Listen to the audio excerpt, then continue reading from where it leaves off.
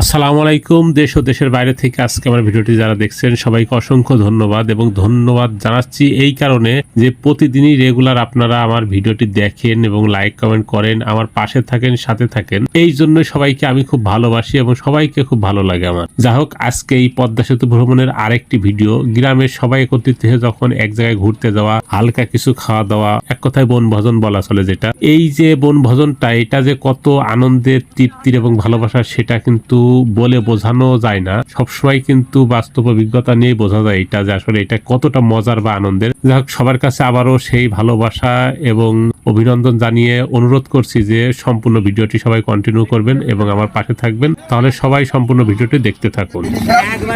দাও দাও দাও দে সালি দে দে আরো দে আটু দে থই বেলে